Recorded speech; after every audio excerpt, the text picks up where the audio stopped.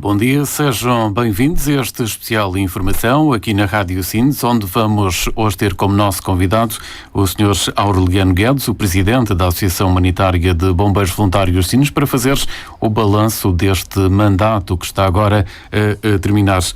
Bom dia, Sr. Presidente, obrigado por estar aqui connosco e olhando para estes 3 anos de mandato, que balanço é que faz? Bom dia, Joaquim, também quero cumprimentar todo o auditório da Rádio Sines. E respondendo concretamente, foi um mandato difícil.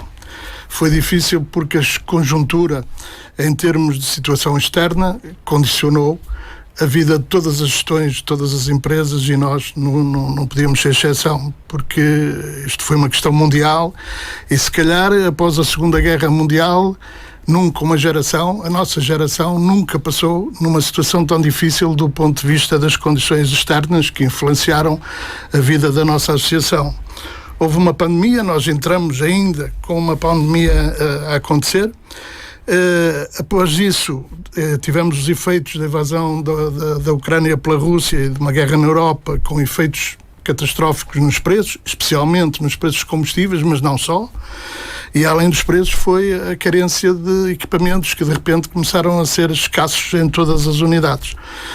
E depois também tivemos, juntamente com isto, aumentos salariais que já não se verificavam em Portugal há tanto tempo, e como continua a acontecer, e ainda bem, porque as pessoas ganham mal e precisam de repor rendimentos, mas de facto isto criou uma tempestade perfeita, digamos assim, para as dificuldades da gestão da associação.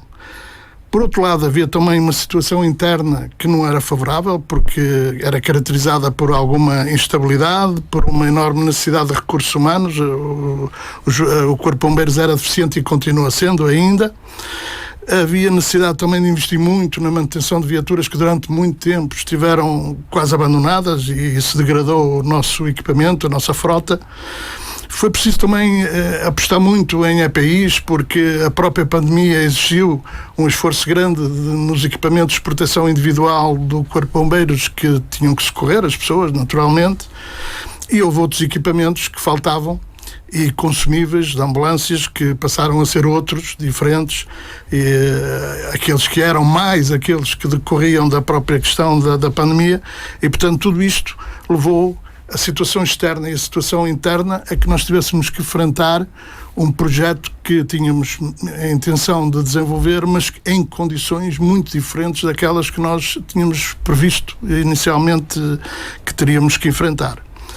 Mas, de qualquer forma, nós fizemos-lo, e fizemos-lo até de uma forma corajosa, porque também acontecia que as direções, quando são eleitas para estas associações, como são eleitas pelos sócios, normalmente assumem compromissos com os sócios e com a sociedade, através dos sócios, de coisas que se propõem a fazer caso os sócios venham a apostar naquela equipa. E uma das coisas que nós tínhamos assumido com os sócios, aliás, tínhamos assumido 2 compromissos, um objetivo e outro subjetivo. O objetivo era que nós íamos reativar o transporte de doentes não urgentes. O subjetivo, ou mais subjetivo, era que tudo aquilo que nós fizéssemos iria contribuir para dignificar a associação, prestigiá-la e melhorar a imagem que ela tinha junto do público. E nós pensamos que conseguimos fazê-lo. Primeiro, nós já ativamos o transporte de doentes não urgentes, ainda não na dimensão que nós gostaríamos e que continuamos a trabalhar para o tornar mais eficaz, mas o que é facto é que nós o instalamos e ele funciona neste momento. E o outro, eu penso que também pelos protocolos que nós assinamos e pelas relações que temos e por tudo aquilo que nós conseguimos colher de feedback da sociedade, aumentar o prestígio da associação, nós temos-lo feito lentamente. Mas isso também implicou, até para corrigirmos os problemas de estabilidade interna, isto implicou também alterações profundas no Corpo de Bombeiros. Porque quando as associações, as direções assumem esses compromissos, logicamente pretendem realizá-los. Elas não assumem só para ganhar votos, assumem porque acreditam que podem fazê-lo e querem realizá-los.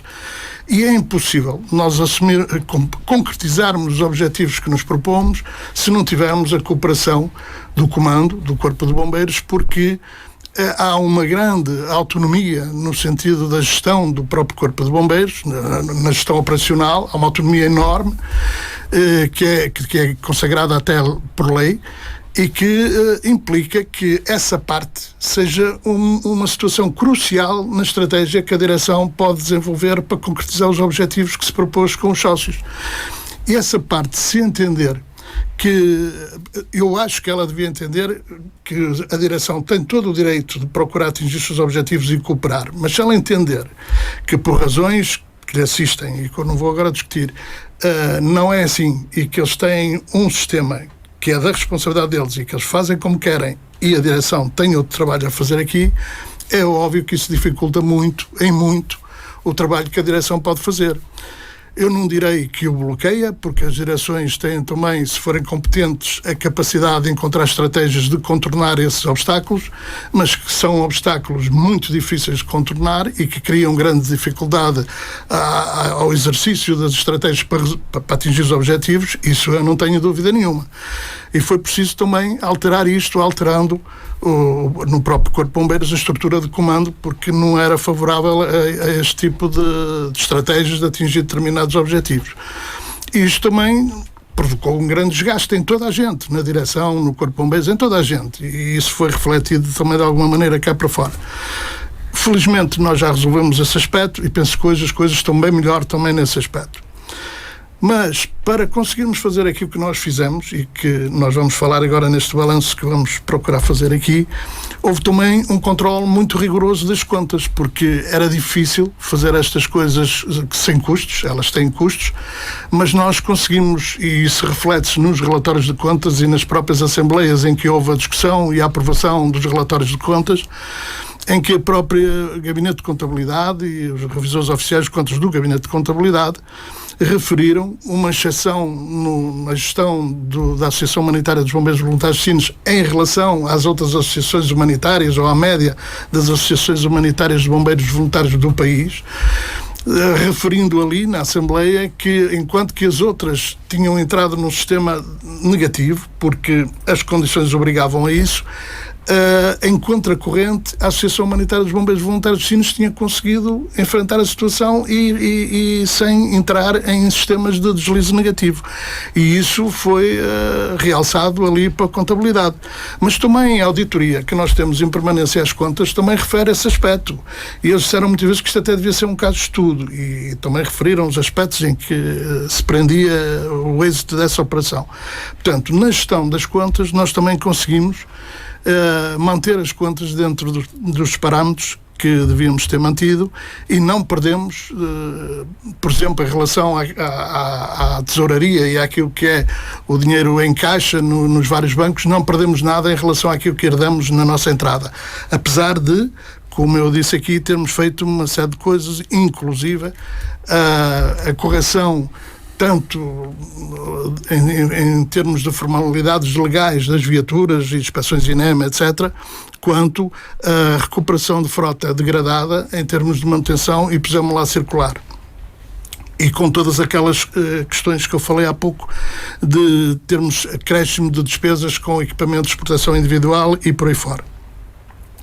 Mas também, simultaneamente, nós comprámos viaturas. Compramos uma VDTD que está a operar e compramos uma ABTM que está pronta e que deve chegar esta semana. Eu já fui vê-la e ela está pronta.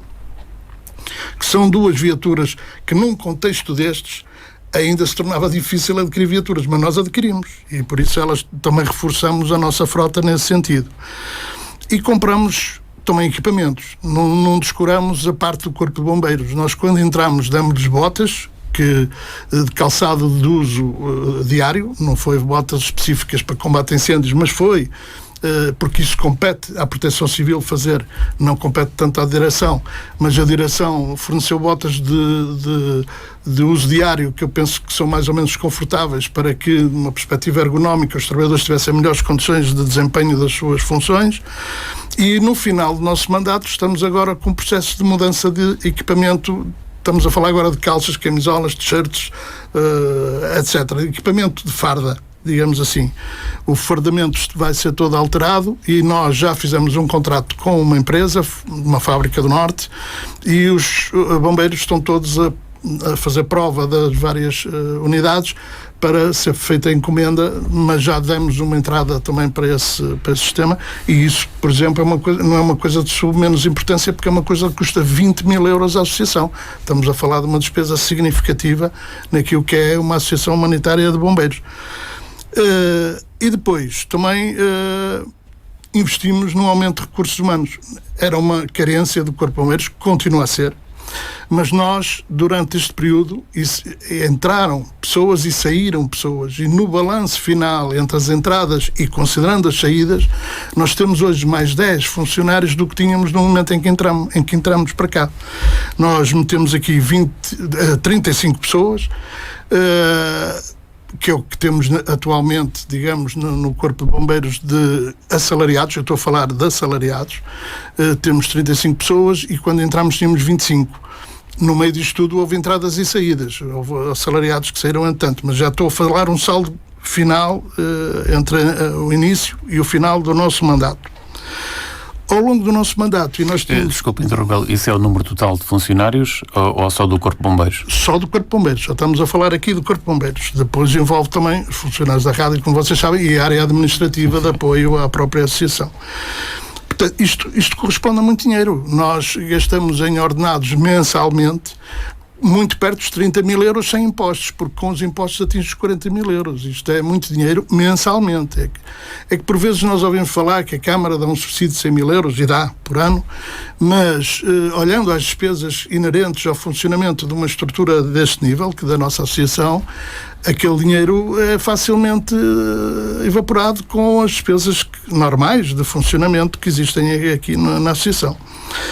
E por isso, a associação e a direção têm o dever também, mas têm a responsabilidade, têm o dever, e nós fizemos-lo, de arranjar soluções alternativas. Nós compensamos o déficit financeiro com os apoios que as empresas nos dão, também, além do da Câmara, e com outras ações que nós desenvolvemos e que têm o objetivo de angariar alguns fundos que permitam fazer face também, gerando mais recursos a estas dificuldades financeiras que nós temos que ultrapassar.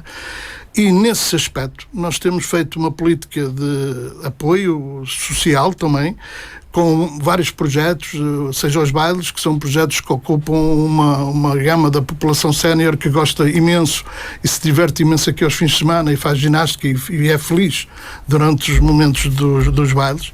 Também para as crianças, com um grupo etário muito mais reduzido, temos o balé, que é uma perspectiva cultural, física e também de ocupação de jovens de tenra idade em atividades lúdicas e culturais.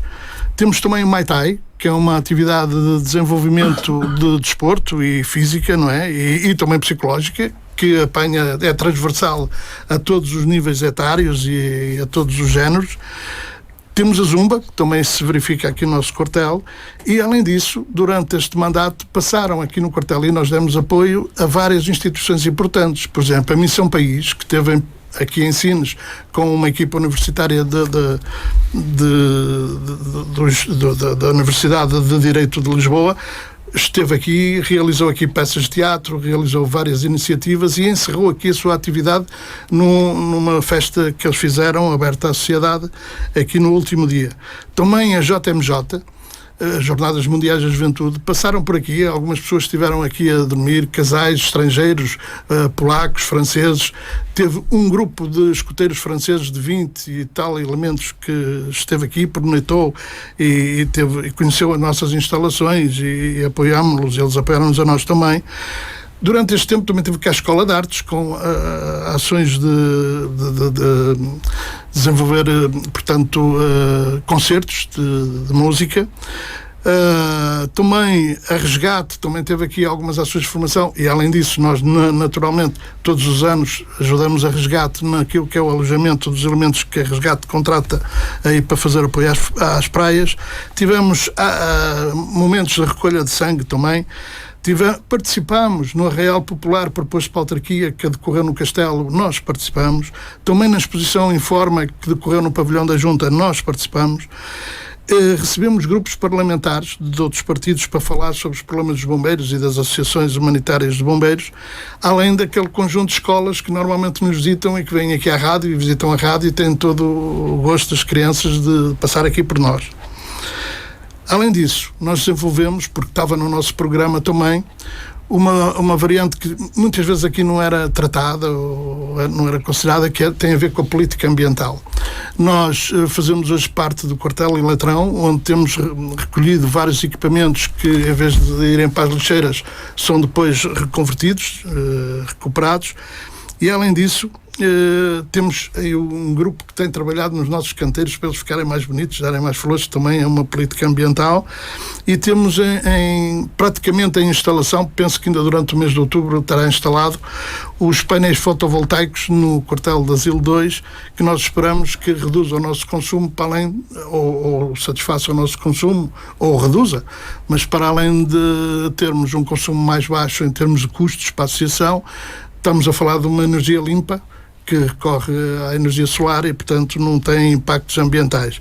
É uma forma de nós contribuirmos para a redução da pegada que nós, os homens, deixamos no nosso planeta, e também aqui era uma preocupação nossa. Depois tivemos também, ao nível diplomático, eu penso que tivemos uma ação bastante forte durante estes 3 anos, porque aumentamos o número de sócios. O número de sócios aumentou cerca de 100 sócios neste mandato, 87, salvo erro, em concreto. Depois, e isso mesmo com a atualização de ficheiros, porque nós fizemos uma atualização de ficheiros onde existiam já várias pessoas que já não estão entre nós sequer e contavam como sócios, isso está resolvido. E fizemos a assinatura de vários protocolos, muito mais protocolos que havia anteriormente, com as Águas de Santo André, com a EDP, com a CLID, ali com o Hospital Particular, com várias entidades, com a Associação de Empresários, com a VHF, com o Sem Fim, com várias entidades.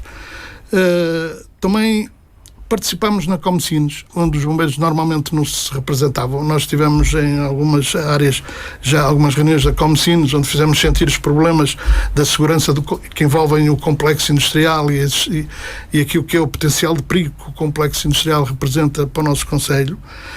E foi reconhecido e é reconhecida a nossa capacidade em termos operacionais, e hoje já estamos a trabalhar com a empresa Star Campos na prevenção que é feita diariamente no apoio ao trabalho da empresa, que se algum trabalhador infelizmente tiver alguma questão mais complicada ou algum acidente ou incidente, estão os bombeiros presentes ali e enfermeiros, e a prestação de serviço é online, é automática.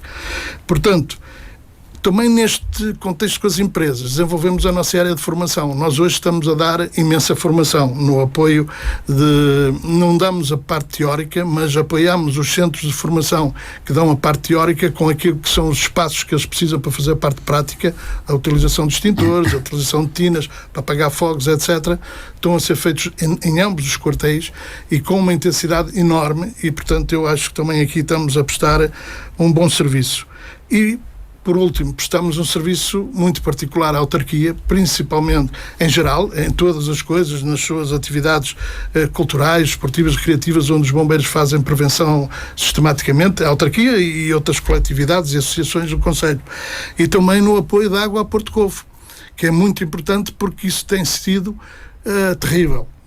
Aquela necessidade de grande quantidade de água, especialmente no verão, em que os nossos veículos têm estado a fazer aqui o transporte de água, toneladas de água, com um desgaste enorme para as nossas viaturas, e que procuramos, dentro do possível, o impossível nós ainda não conseguimos fazer, mas dentro do possível, e satisfazendo as necessidades da população de Porto Covo e das pessoas que nos visitam na época de verão e que vão para Porto Covo e que precisam naturalmente da água.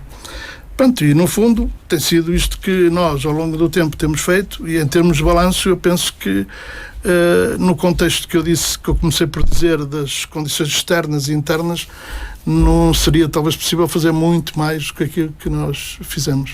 E a realidade de hoje, portanto, é um corpo ativo de bombeiros estabilizado, contas também estabilizadas na associação. É esta a realidade hoje da Associação de Bombeiros, um corpo ativo estabilizado e as contas também estabilizadas? As contas estão estabilizadas, isso é uma realidade que é que decorre também do facto de termos uma auditoria às nossas contas, mas que é demonstrada em todas as reuniões em que há aprovação do relatório de contas. Isso é facilmente comprovável e, portanto, eu penso por aí não há muitas dúvidas que se possam existir. Agora, no caso dos bombeiros, do Corpo de Bombeiros, o Corpo de Bombeiros está hoje muito mais estabilizado do que estava anteriormente, e esperamos que ele continue neste caminho e que altere portanto, evolua neste sentido.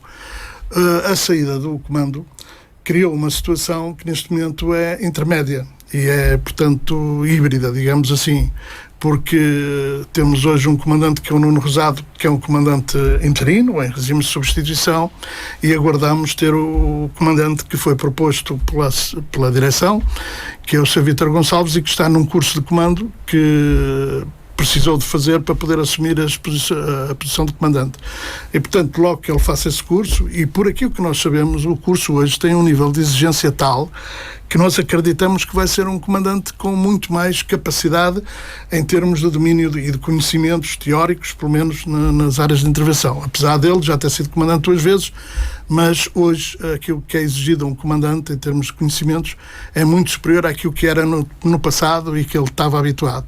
E, portanto, ele está em formação. Hoje está na Lausanne, a semana passada esteve em São João da Madeira, já esteve em Sintra, e pensamos que para a próxima semana em Sintra ele terminará o curso de comando.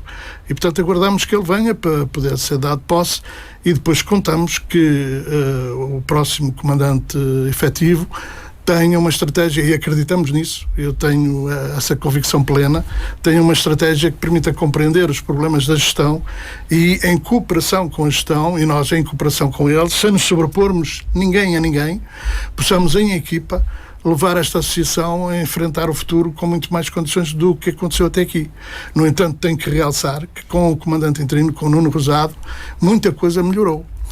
A comunicação entre a direção e o comando não tem comparação possível do que aquilo que acontecia no passado, e o esforço que o Nuno Rosado tem feito enquanto comandante interino para que as coisas funcionem também é considerável. Portanto, eu penso que há uma esperança no futuro de que nós vamos conseguir, mais cedo ou mais tarde vamos conseguir. Sr. Presidente, a nível de eleições, portanto, muito se fala por vezes das eleições, quando é que vão decorrer? Há alguma data, um mês para decorrer as eleições, até ao final do ano, como é que está previsto? Data em concreto eu ainda não posso revelar, mas o mês eu penso que não farei nenhuma inconfidência se disser que vão decorrer no mês de dezembro. Eu tive uma conversa já com o Presidente da Mesa sobre esse assunto, e o que o Sr. Presidente me disse é que as eleições decorrerão no mês de dezembro. Ele apontou-me 2 datas, mas por razões que ele ainda precisa de analisar alguns aspectos, ainda não está definida uma data concreta, mas o mês está. E a razão porque o nosso mandato linearmente termina hoje. A razão porque ele pretende que as eleições sejam em dezembro, trata-se, o Sr. Presidente da Mesa entende que deve fazer as eleições de acordo com os estatutos e que deve cumprir e fazer cumprir os estatutos. E como os estatutos dizem que as nossas eleições, no ano em que terminam o mandato dos órgãos dirigentes, é no mês de dezembro, e apontam para a segunda quinzena, é o que diz o ponto 2 do artigo 41º dos estatutos, ele, em princípio, fará na segunda quinzena.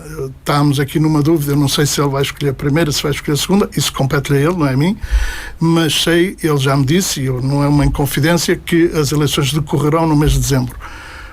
O dia certo ainda não está definido, penso que vai. E este mandato vai até às eleições? Este mandato vai até às eleições, como é óbvio. E está a pensar esta direção recandidatar? Já tem alguma ideia disso? Hoje nós teremos um jantar convívio, o primeiro e único que tivemos durante o mandato, durante os 3 anos de mandato, será hoje, e a minha ideia, face a todas aquelas questões que se alteraram, especialmente no Corpo de Bombeiros, que tinha tornado o meu mandato extremamente complicado, e eu hoje entender que existe uma luz ao fundo do túnel para desenvolver aqui um projeto sério no Corpo de Bombeiros e na Associação, eu decidi recandidatar-me. Hoje, nesse jantar, vou lançar um convite a toda a equipa dos órgãos sociais, dos vários órgãos sociais que integraram este grupo, que fez este trabalho que eu acabei de referir em termos de balanço, para que possam continuar. E se eles quiserem continuar, eu terei todo o prazer nisso. Se algum ou alguns eventualmente entenderem que não têm disponibilidade ou não há tempo para continuar, com certeza nós encontraremos uma solução alternativa e substituiremos quem for necessário substituir. E o objetivo é dar continuidade a este trabalho, se for eleito? O objetivo é dar continuidade e aumentar a nossa ambição, se eu for eleito, porque embora este trabalho tenha sido, eu acho que foi bom, modéstia à parte, mas acho que foi um bom trabalho, mas entendo que se as condições de início e durante cerca de 2 anos e meio tivessem sido diferentes, nós hoje estávamos aqui a falar de outra coisa bem diferente.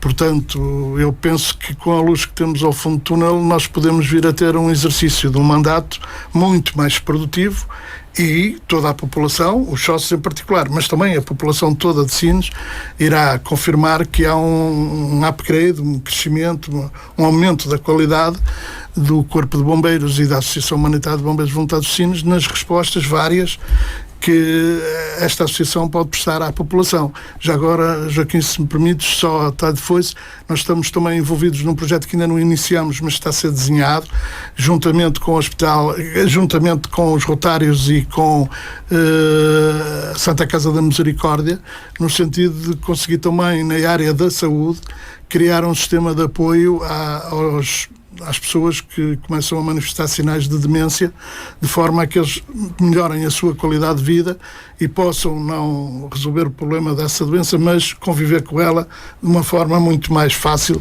e que a sua qualidade de vida seja bem melhor. Esse é um dos aspectos, por exemplo, que nós temos ainda em projeto, mas que já está a ser desenvolvido e que espero que venha a ter continuidade. Obrigado, Sr. Presidente. Para terminar, não sei se quer acrescentar mais alguma coisa que não tenhamos aqui falado. Não, só agradecer aos sócios que apostaram em nós, dizer-lhes que é a minha convicção plena e assumida de que nós não os desiludimos, não desfraudamos as expectativas que eles tinham em nós, e dizer-lhes que se nós no próximo ato eleitoral tivermos outra lista concorrente, podem aparecer, nós temos um compromisso que é, quando nós dizemos uma coisa, nós cumprimos o transporte de doentes não urgentes, cumpriremos tudo aquilo que lhes apresentarmos a seguir. Mas, a bem desta casa, nós estamos aqui todos porque gostamos muito da casa, senão não estávamos. Muito obrigado. Portanto, é o final desta conversa com Aureliano Guedes, o Presidente da Associação Humanitária de Bombeiros Voluntários Sines, com um balanço deste mandato que vai terminar agora no final do ano e aqui a fazer o balanço positivo do seu trabalho aqui à frente da Associação.